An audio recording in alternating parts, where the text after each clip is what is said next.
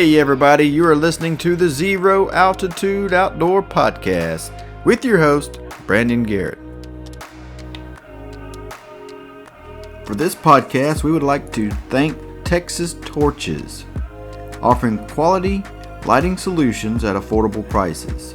Our favorite are their headlamps, the Elite Series and the Predator Series. Super bright LED, fully waterproof, rechargeable, backed by a limited lifetime warranty. That's Texas tough. You can reach them at Txtorches.com.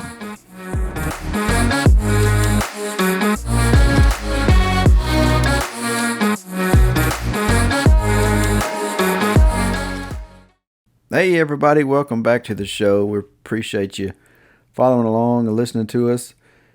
I got Shelby on the line. This is post-hunt of our Colorado rifle of 21. How you doing, Shelby? I'm doing good, brother. How are you doing? Oh, making it, man. We're doing good here in South Texas. Starting to warm up a little bit, even though it's supposed to be winter. Yeah, we still getting a little cold here. A lot of wind. But I don't know. Fluctuates kind of like Florida and Texas weather. So today was about 58. And a couple days ago it was about 29. So we're in and out of the cold. West Virginia, right? West by God, Virginia.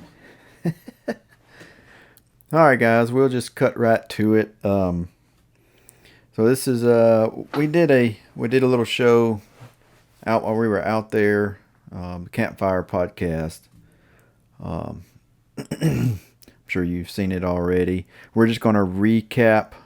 We're going to pick up where we left off. We had 2 days left on this hunt, and it should be a short and sweet segment here. But man, we're just going to jump right into it. What do you think about it? Yeah, we might as well jump into that very next day, what our game plan was, and what we ended up changing and finding. Yeah, it was a heck of a day, right? Oh man, it was a light switch turned on that day. Yeah. So we had 2 days left to our hunt. This is the 2nd and 3rd of November. The next morning after the campfire show, we were pumped up. We got up there super early. We went up our shortcut, and it was snowing pretty good that morning, and we made it to the top of the ridge. And man, we were pumped up, so we got up there pretty quick. And as soon as we got up there, we heard some distant bugles. And man, as soon as it got daylight, we were glassing the back of the ridge, this hole, kind of where those 40 elk were kind of hanging out. We knew there was something going to be in there. We done seen one or two, solo bulls already, searching around. And the big herd was in there. It had 5 or 6 little bulls in there, and a big herd bull, right? Yeah, at least there. Now this is the same herd that I'd missed the giant. Okay, just the day before, missed the huge giant. So we got up there and we started glassing right at daylight, and shoot, not even an hour later, that big bull come walking by. 600 or 700 yards, right? Yeah. I think it was just under 700. Yeah, he was on a mission. He was a pretty good one.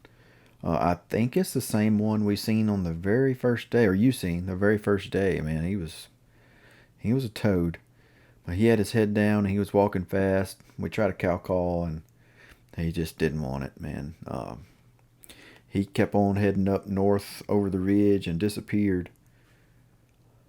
We sat there a little while longer, and didn't really see much after that. I think it was 9 or 10 o'clock maybe. Mm-hmm. We decided to make a move. The weather was crappy that day. It was kind of snowy on and off, and It was cold and overcast. We decided to head up the ridge to where that bull went. We haven't been up there yet, and that's where the herd of 40 come from as well. So we headed up that ridge, and we made it to the top. And the snow kind of turned to sleet, and it kind of turned to a wet rain. So we were stopping under a one of those conifer trees and getting our slickers out. We didn't want to get wet. But that's when we heard a bugle. Well, I heard a distant bugle. I was like, "Man, did you hear that?" He's like, "No, what? Man, I could have swore I heard a bugle over there." It was like 10:30 at this time. So we decided to slip over there, and we seen some cows. We busted some, moo cows. There's moo cows. Seen some moo cows, and we headed over this point of this ridge. We was trying to look for those tracks where those 40 come from, right? Yeah. And see what they were doing. Right. Yeah, because we had no idea where they were coming from. We didn't know what was on the other side of this ridge. We were kind of curious where that bull was going, and we seen another bull previous, a few days before, kind of head that way. We were like, man, what is this, Anyway, the other side was super steep. It was nasty, very, very nasty. Dark timber. There's a burn on the mountain on the north side. So, and there was private down there at the bottom in the valley. But I think the other side of that ridge was just super dark timber and just north facing. So I think we concluded it was a little bedding area. But we headed kind of towards the sound of that bugle I heard. It was just a lazy bugle. It just did it once, I believe. And we passed those moo cows up, and we kind of hit a meadow. And we started skirting the meadow, and we heard a cow call. It's like, man, what was that? It kind of didn't sound real, So I gave it a cow call, and I heard a whiny little bugle. It was a couple 100 yards away. Me and Shelby looked at each other like, man, that's the person. It just didn't sound legit, So we slipped on another 100 yards or so. We cow called again, another little whiny bugle, and a few little cow calls. And the cow calls didn't even sound like a normal cow call. It was jacked up. Yeah, it was. So he's like, man, we freaking got called in over here by a dang person, Old Doug Flutie. But so we slipped on. We just wanted to see, just in case. I wanted to put my eyes on a person before I turned around, It started to snow again at this point. And we made it a little bit further. We were moving slow, just in case it was elk or whatever. And we slipped up to where we can see they were like down in a ditch. The sound was coming down like in the bottom of a drainage. And it was pretty steep down there, but we was in a opening part, south facing open part. And to our left is a bunch of, looked like it'd been burned before, right? A bunch of trees and blowdown. Looked like it'd been burned. Mm-hmm. It was super thick. And we were just kind of sitting there. And Shelby was filming. He was recording, And then this screaming bugle let out. And we kind of, our mouths dropped and we looked at each other. It was like, man, that was real. We instantly knew that was elk. That was a legit. Yeah. We got some pretty good footage and audio of that. But, man, we knew that was legit. So a cow called again, and, he let out again. And, the game is on. So we're He like, was fired up. yeah. And we just kind of sparked it up, And so this is the same herd, the same 40 something. So we're just throwing a number out there because that's about what we counted. There may be, more. But same herd, about a quarter of a mile away. And they're in a they're in a nasty hole in the bottom of this drainage and up in the north face in dark timber. And they were spread out from the cross down to the bottom and all the way back up all that burnt timber stuff, man. There's elk everywhere. And so we're just trying to figure out what we're going to do. So I throw off my pack. I'm like, okay, let's go. So I kind of eased on. And as I started slipping, I didn't make it 10 feet. And I looked in the bottom and I caught glimpses of a 5-point and a few more cows crossing. I'm like, oh yeah, this is it, man. This is going to be it. So I eased down and Shelby took off his pack and we started making our way down really slow. We were creeping, we done messed up so many times on this trip. I have, all the misses and everything else. I'm like, man, we're not going to screw this up. So let's take our time. Let's be patient. He's bugling. We know where they're at. We see them. The wind was good. Let's just ease on down there. While the snow was kind of making it, loud. So, they couldn't really hear us. We eased on down a little bit. It took us, like an hour and a half to make it down. I don't know, 150 yards maybe. Yeah, at least. And we were moving pretty slow. I didn't realize how slow we were moving until we played the footage back. We were moving pretty slow, which is good. But we eased down, and this sucker is just, every cow call he's answering, and he's pacing back and forth. You can tell he's moving. He would never come down so where we could see him, but he's just walking back and forth, bugling. We make it down to the ridge, to the edge of the ridge, where we're looking down in this drainage. And it's so thick with underbrush and stuff. Man, it's going to be hard to get a clear shot. So our wind's still good. And as we was making our way down, as we were cow calling to this bull, I was trying to get him to come away from his cows just take a look, because he was screaming.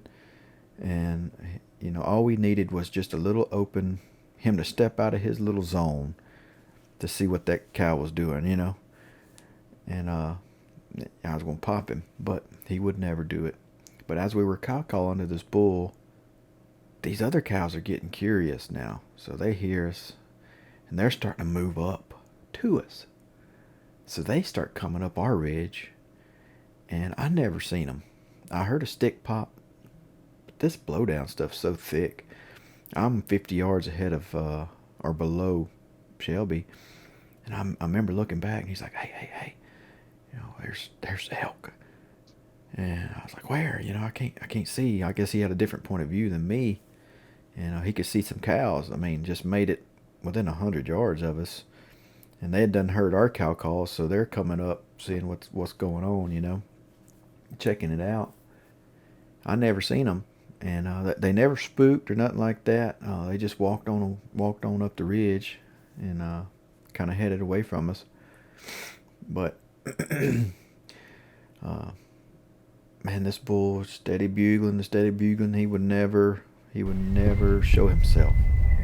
I seen glimpses of other smaller bulls, glimpses of cows. We ended up seeing a little raghorn that I had a clear shot on in a hole way on up on the north facing slope.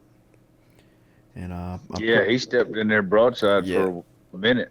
He just stopped right there in that hole. I mean, of course he would. Right.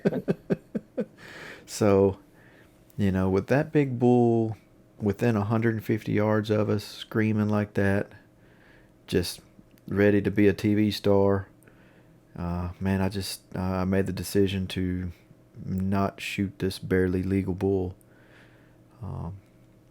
In Colorado, it's got to be a 5-inch brow tine or 5 points on one side, and he was barely there. I didn't want to take that chance, even though I had him in my crosshairs for 30 or 40 seconds, or maybe longer, but I let him go. And one of those cows ended up bedding right there in that hole, right? Yep. Right where she can see out everywhere. Sat there for a long time. Yeah. There was elk spread out everywhere. There might have been more than that. If you could see 40, I'm sure there was 60. But we sat there. I, we didn't realize how long we stood there, and Jack with his bull while they bedded. He finally shut up. I think it was 3 or 4 o'clock now. We done been there, what, 4 or 5 hours? Shoot, more than that, 6 hours. Mm-hmm. And he finally shut up, and we're like, okay, so they're gonna come out. We slipped down to another ledge, a little bench, while he shut up. We moved down another 100 or so yards on this bench and got a better position on them to where those other elk come out on that drainage. So now we're in a position, if he comes out and gets down there and crosses that drainage, he's dead. And he never does. We wait, we wait, we wait. And he gave us the slip, and he ended up bugling a couple 100 yards to our right. I just, out of nowhere, he cracked off, and it was like he was saying, come on, everybody come on. Because as soon as he bugled, the cows, the little screechy raghorn, all of them answered, and here they come. They just followed him on through the dark timber, and they disappeared. So we made the decision after that. It was like, man, we're not going to catch him. He's already ahead of us. So we swung on around the ridge, went all the way back to where we crossed. We tried to cut him off. And when we got over there, it was just about dark. We made it through the dark timber, tried to get the wind right. The wind was swirling and acting all crazy. And it started raining or something, right? Sleeting. Yeah. Yeah, I think it. Yeah, it got nasty. Wind started blowing. It started raining or sleeting or something. And we were cold and wet, and it was right at dark. Our chance kind of slipped away, so we head on back to the camp and kind of licked our wounds, talked about it. We only had one more day. One more day left. Well, what did we do that next morning? We went straight back up there, right? Yeah. That little ridge we had. I mean, that was a hot spot. So yeah, we ended up going straight back up there. Yeah, we were kind of depressed. That didn't work out because, that was an awesome experience. Especially in the second rifle like that later in the year. It's November. We didn't expect anything to be bugling at all. We were kind of, you know how it is, the roller coaster of emotions with elk hunting. We were kind of down in the dumps again. And we decided to make it back up there before daylight again, do the same thing. We looked over the ridge again, glassing. I don't think that morning we seen anything, right? Just a few bugles. Yeah. We I think we heard a few, but as far as putting eyes on anything, we didn't see anything that morning. Yeah. So. Which was frustrating. Yeah. Yeah. So because every other day before that, we were always seeing them. Yep. So we didn't see nothing that morning. And our game plan was to, every day our game plan was initially to look over the backside in this hole where these elk, were moving through, coming out of private and just pushing through this dark timber. They were using this little section of dark timber to navigate. And that's where they were bedding and everything, too. But we wasn't in a good position to watch them, but we were in a good position to turn around and look across at a north-facing slope across from us. And that is a good bedding area because that's the one where we missed. And we'd seen some more. And that's what I'm getting to now is we made the plan at noon to head back up the ridge. We're going to eat some lunch. We're going to set up our binos and everything. We decided to leave the spotter back at the camp. It's just heavy trying to climb up that that hill or that mountain we were climbing up every morning. It was straight up. It was a short distance, but it was straight up. Shit. Yeah. And it was thick. Oh, it was so thick. Oh God. Yeah. We were the only ones doing this. Even though there were people on the trail looking up at us, they probably thought we was crazy. But Yeah. but we got our binos out, and let me tell you, I didn't even get my lunch out yet. I looked down there with my naked eye, straight down, and I was like, man, something don't look right. We done glassed this whole side for a couple days already in a row. And I looked down there, I was like, man, that looks like a lot of something down there. It just didn't look right. It looked like rocks or something I didn't see before. And so I threw the binos up, boom, elk. There's bedded elk right there. Right there. What's crazy is they come down from the ridge that we've been standing on this whole time and hunting on this whole ridge. They come right through. They got right around us. Crazy, man. Crazy. So there was, how many we count? 20? Yeah, at least 20. Yeah, it's 20. At first, I only seen like 12. And then we was like, oh man, like how our luck changed. Like this is a done deal. They were literally like 400 yards below us. Like this is game over. They're bedded in the wide open. Only we could see them because we're above them, but they think they're in the thick, right? So we're like freaking celebrating and getting all pumped up. It was like, dude, our luck just changed, you know? And so we like, all right, we're going to move down to this cliff, to this little rock. There's a little point of this rock. We're going to get closer. Dude, that should be right above them within 400 yards. I think we were like 550 or something at the very beginning, right? Yeah. So we were going to get ourselves within 400. And so we slipped up to this rock, this point of this rock. I looked over. Man, they're all there. They're just hanging out in the sun. So we set up everything. We took our time, set up our binos. We got the gun ready. We did the range and all that stuff. And, you know, this is a matter of 10 minutes, you know. We was like, okay, man, I know there's a shooter bull. We only seen, what, a spike at first? Yeah, spike and Maybe a little raggy. a little raggy. Yeah. Yep. So, yeah, we seen the spike. The longhorn spike was out front. And then the little raggy was kind of in the brush. And that's all we seen. So we're like, man, let's just scan. We got all day. They just bedded. They're going to be here for several hours.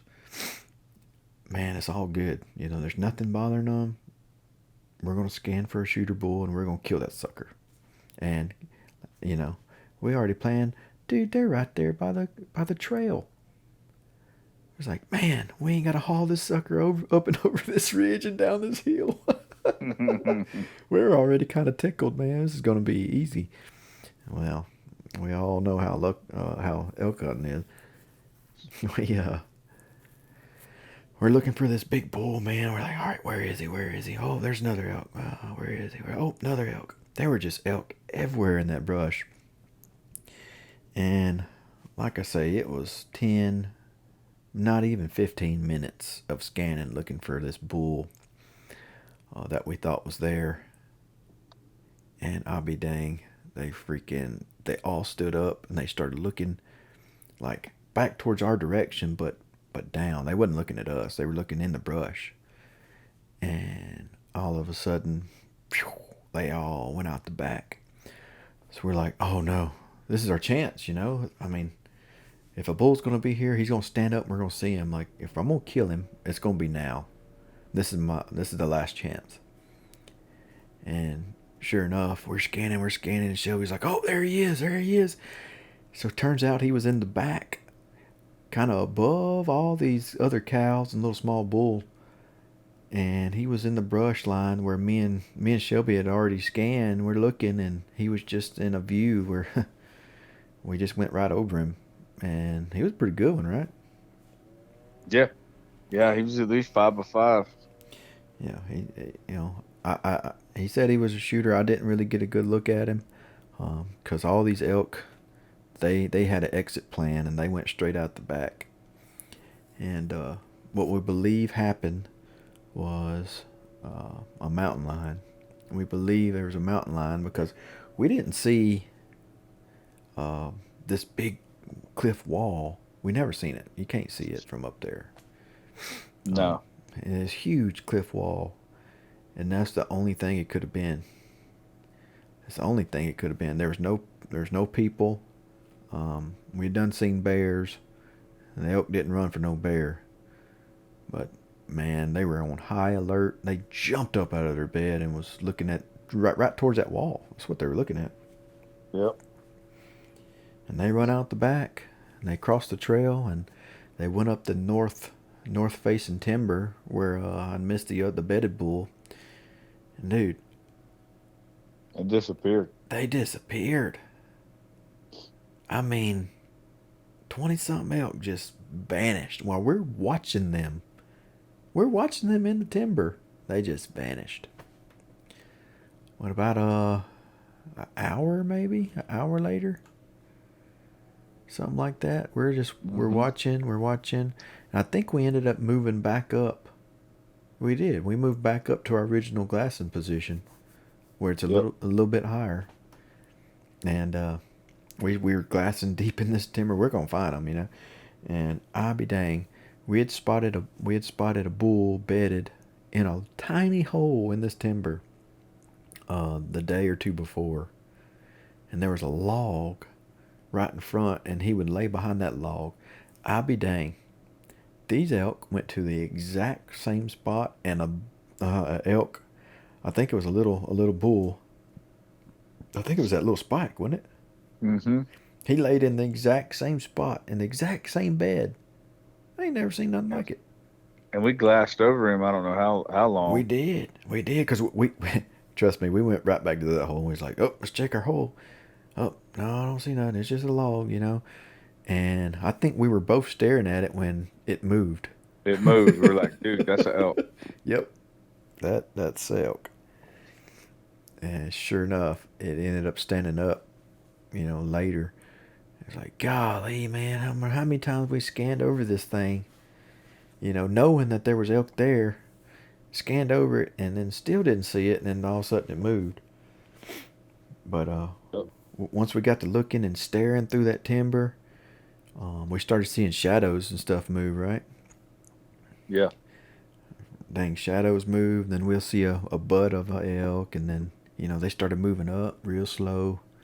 They started getting up. And this was about 4:30. I think every day they got up at 4:30. You know, they all got up, eased on up, and I think they crested the ridge. And we never seen them again. Nope. I think that's what we usually did. We'd get up there at noon and we'd glass that north facing timber and find bedded elk until about 4:30 they'd get up. And if we couldn't make a play on them or whatever, we'll just turn around, and then there was elk behind us on this other ridge, and we just kind of played both sides of it from being on top of this ridge. Man, it was pretty sweet deal.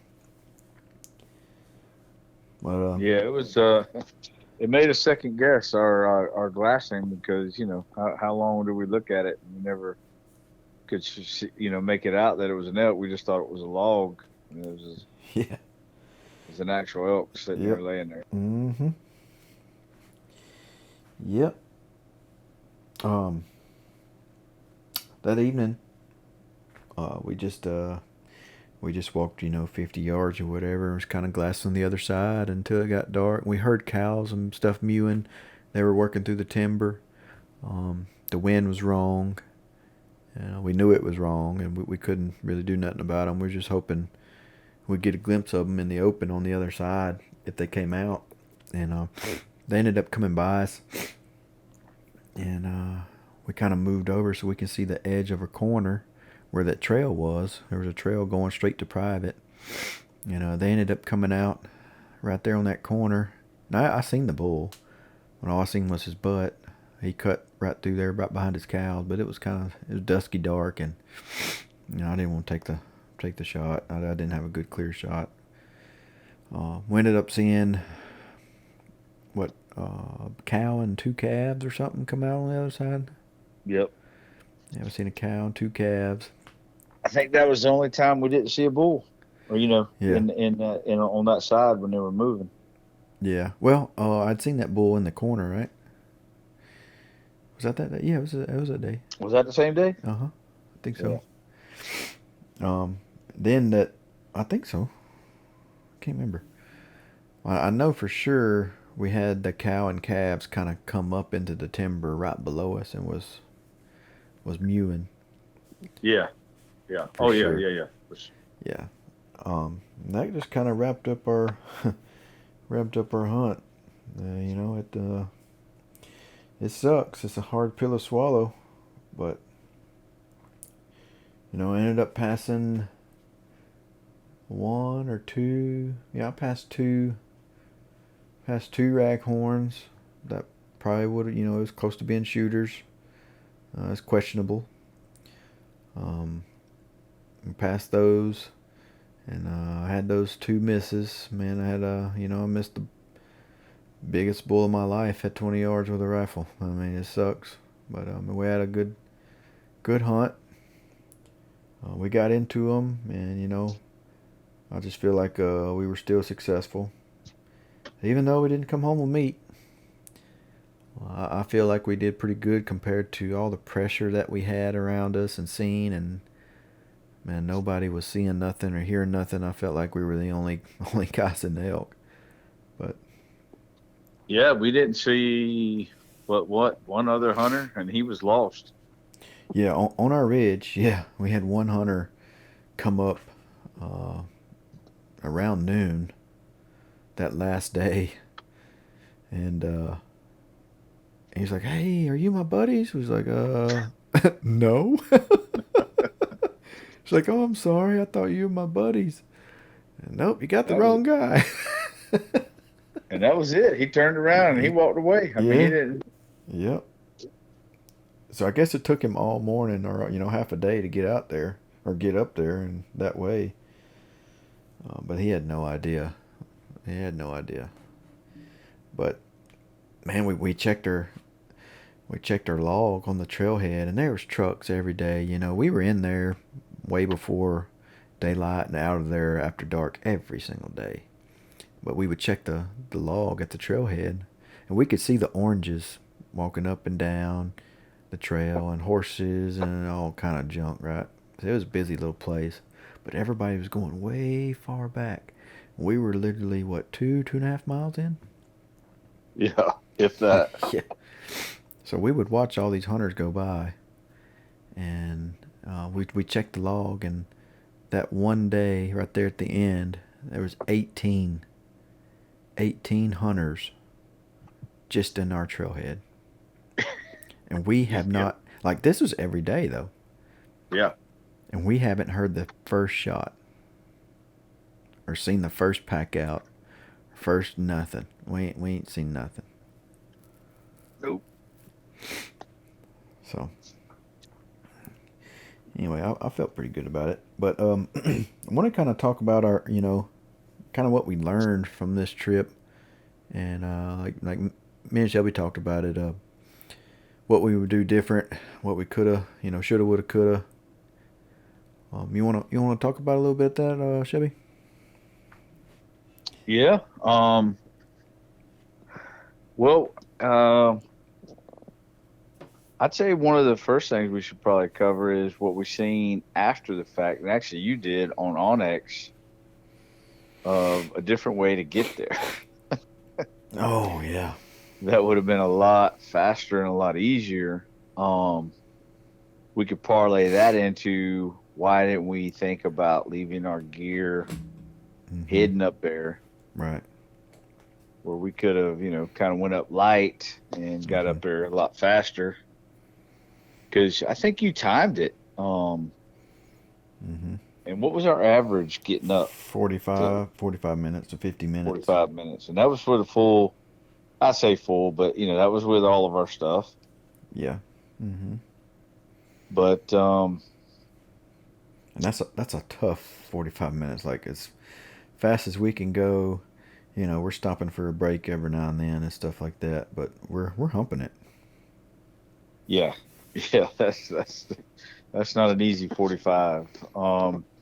So I don't know, man. Maybe start there. Where if we would have looked at Onyx a little more Yeah. to try to maybe see if there was a different way, maybe that would have Right. allowed us to get in a better position earlier than Yeah. what we were getting there. Yeah. So with that kind of being said, I'll take that into man, we had tunnel vision. We had our game plan. We were on elk. We had tunnel vision. We didn't even look at Onyx when we got back to our camp. We didn't even talk about really a game plan. I mean, we said what we're going to do. We're going to head right back up there, do the same thing, right? So I think, yes, we should have looked back, look at Onyx, think how we can approach this different, how we can be faster, more efficient. We didn't even think about the gear thing until later. And I didn't even look at Onyx and realize that there was another route that could possibly be faster and shorter until later. But I think that's a good lesson. And just don't get tunnel vision, man. If y'all have a base camp, you get back to base camp. Y'all talk about the strategy. You figure out how you can better the situation, how you can approach it, what the elk's been doing, and kind of see if you can better the situation and put yourself in a better position to be successful. And I just feel like we were in a little bit of tunnel vision and kind of had our strategy down already, and we didn't even think about anything else.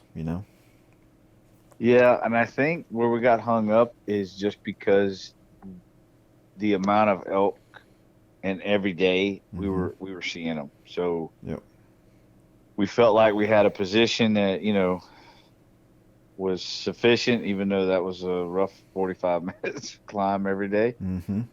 But we felt like, I know that's what it was. And we just, like I said, we got tunnel vision and we didn't look at the totality of everything. We're in elk. We see them every day. We just got a game plan on, getting on, putting ourselves in a position to get on them. Right. So, yeah, we probably left some time on the table because I think honestly, once we found those elk, I think there was really only one, maybe two mornings that we got up there like perfect time. Mm-hmm. So Yep. yeah, if we could have shaved off a little bit of time and a little bit of struggle, I think we Yeah. would have been in a little better position. And speaking of shaving time, try to prep your gear and do all your stuff the night before. But, it's hard. Later in the hunt, you're tired. You're struggling to get up at the alarm. I mean, we're bumping 9, 10 miles a day. Our feet hurt, our body hurt. But by the time we get back after dark, we cook up something to eat and, trying to dry our clothes and, get our water straight and our pack straight and all that good stuff. Man, we're bumping 10, 11 o'clock and we're getting up at 4. It's rough. Yeah, So speaking of shaving time, all I can say is like I wish we tried a little bit harder to get our stuff ready so we could leave earlier. Just throw our stuff and go. That would have saved some time. I yeah. I think our biggest mistake was saying, and I know I did mentally. I don't know if I verbalized this, but I know I did mentally. It's like, you know what? I'll just do that in the morning. You know, yeah. I'll just do that in the morning.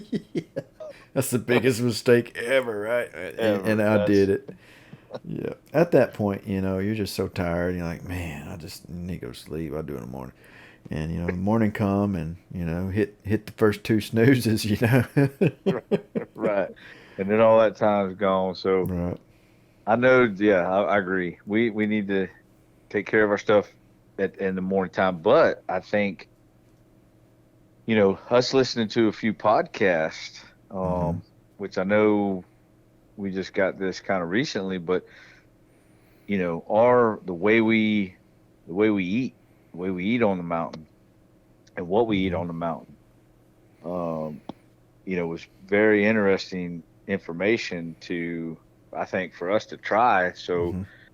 if we just think about it, if we just made coffee Right. and did the protein bar, like podcast was saying, and then we had a bunch of our um those what are those, honeycomb, Honey stingers.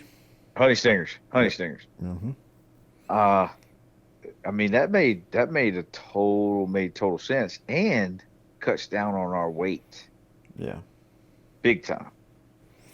Yeah. So I think that's something for us to explore this time is to because I know for me, man, coffee is so important, and Mm-hmm. so if we cut out eating the biscuits and gravy, which I know that kind of sucks because I really like the biscuits and gravy or the blueberry. Yeah. But if we did something like that, dude, I mean, that might be, and just do a good meal in the evening. Yeah. Yeah. That might be a Maybe. game changer. Maybe have some stuff prepped. Some of you guys make your own, um, freeze dried meals and stuff like that, or you prep all your meals and containers and stuff for when you get back to the camp and have it ready. Chili ready.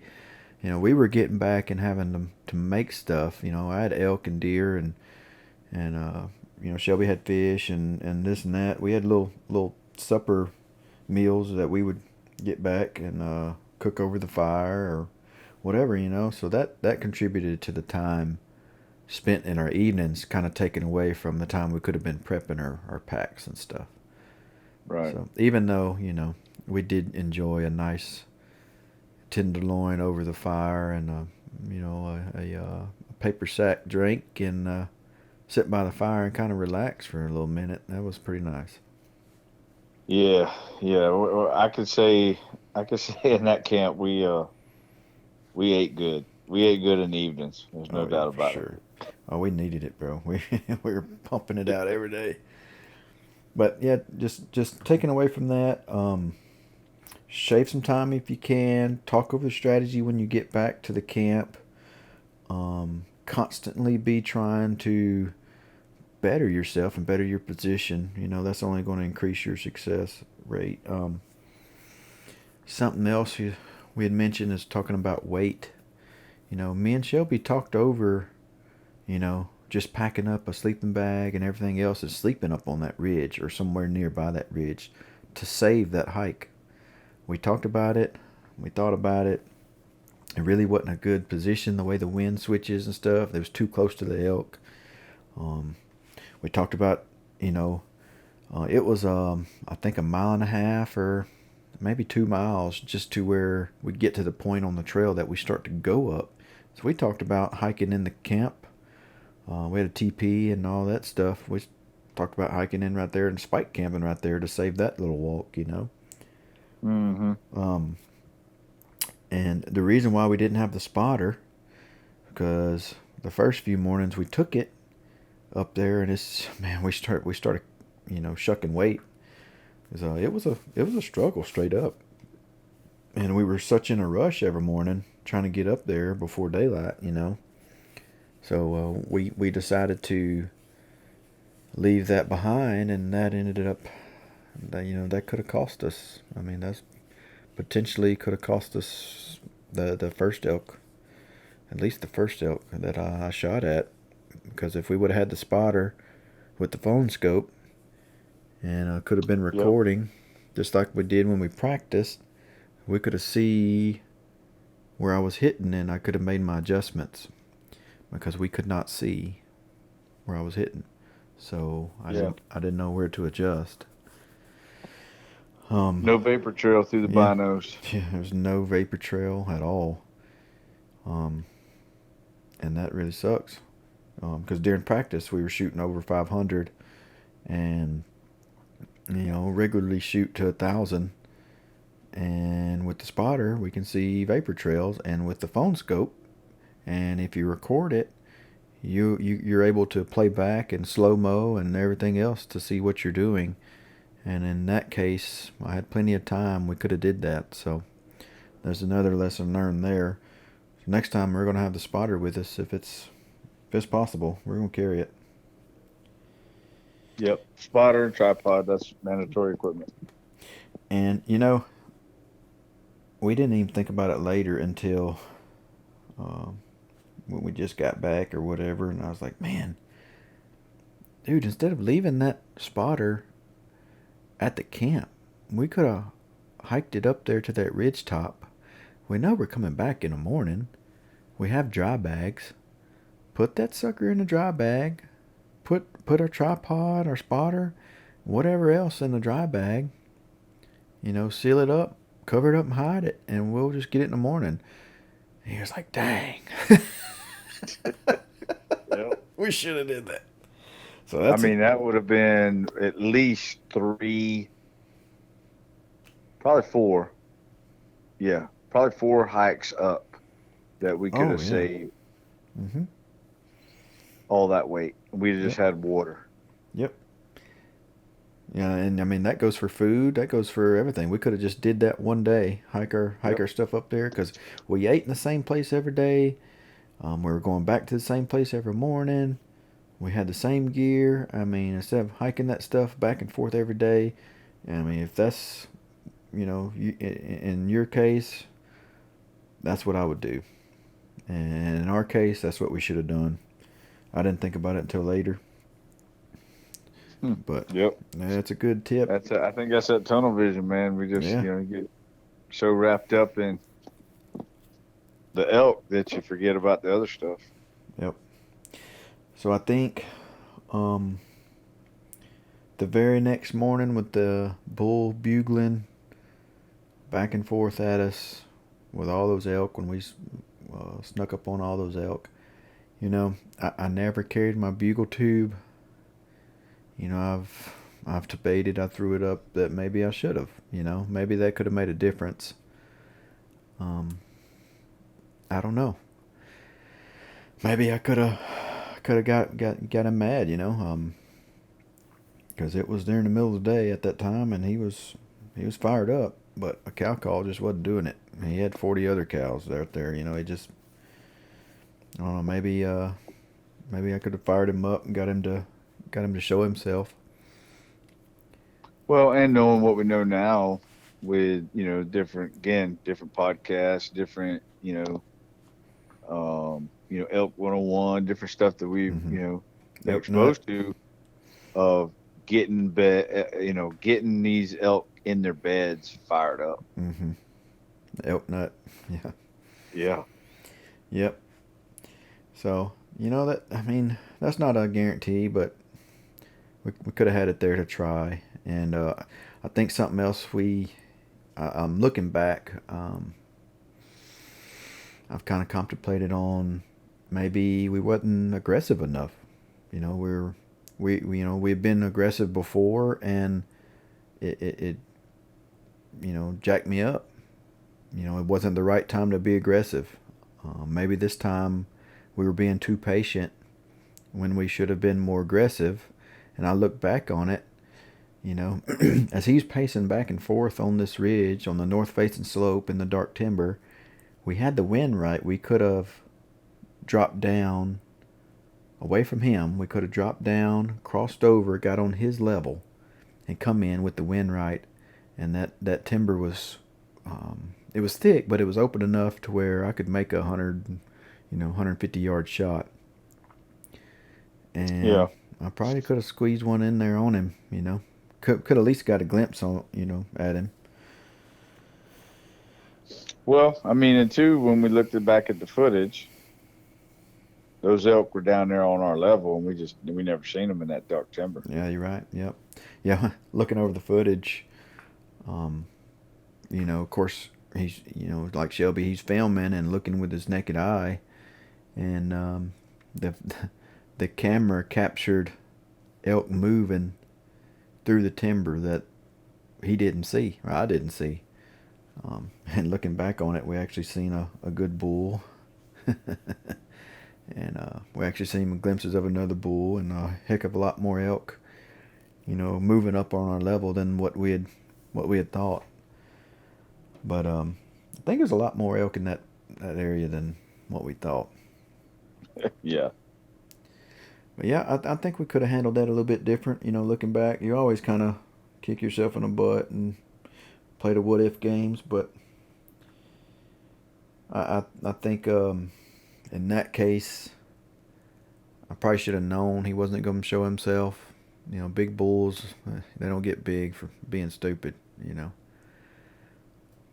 Nope. I should have made it happen.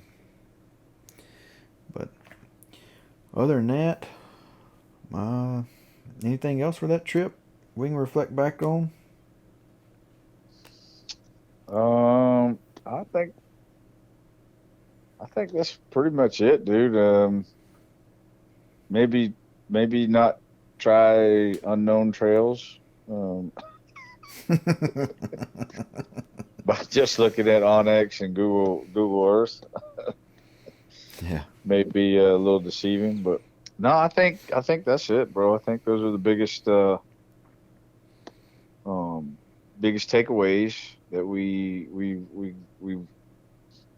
got from Colorado. But again, I mean, you know,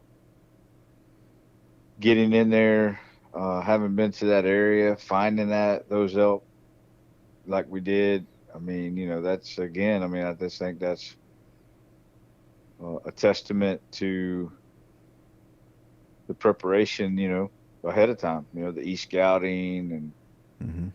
reading and just conversation and just figuring it out. And I think that's why each state we go to, it may take us 3 or 4 days, but we find them. Yeah. So our game plan changed several times, and from the beginning of this hunt to where we ended up starting our hunt at, we were banking on all the pressure from this burn area pushing the elk to us in this thicker timber and stuff like that. So that's what we were banking on. But this trailhead we ended up coming on, man, that ended up being a freaking highway. Hmm. So after several miles, and it took us about 2 days, we did find a herd of elk. We seen where they crossed, and we pretty much spotted them in the snow. And we put in 8 or 9 miles that second day. That's when we found them. We hit this ridge, and what this ridge was, it was a hole. It was a pocket. It was a drainage system, like a hole, and that it was hard to get to. It was really hard to get to. If you walk the trail and then cut through the timber and hit the drainages and everything else, it was like 8 miles just to get there. Or you can go through the thicket straight up like we did, and it was 2 miles, and that's what we did. Um, and we only did that once we found it and come down through that mess. It was Right. thick, but once we found them, they were bugling on the back side where nobody else could hear them. We had this pocket of elk to ourselves, with all this pressure, and all that pressure was pushing more and more elk into this pocket right in on us. It was a perfect scenario. Definitely. There was 2 or 3 groups of elk in there. That group of 20 something was different than the 40 that we've been hunting. Hmm. There were 2 or 3 straggler bulls coming up out of private. There was a group of 20 something into private. Yeah, there was elk all over. But yeah, find those pockets. When the pressure hits in the rifle season, man, find those pockets. They could be just one ridge over. And we use that ridge top to our advantage and hunt both sides of it, you know. Yes, sir. Um, One other takeaway I can tell you is be mobile. Don't limit yourself. If you can, don't limit yourself. We try to stay mobile. We have several options. We can pack in and go deep and never come back to the truck if we wanted to. We did have a enclosed trailer just big enough to where we can come down that road. That road was horrible. God, yeah.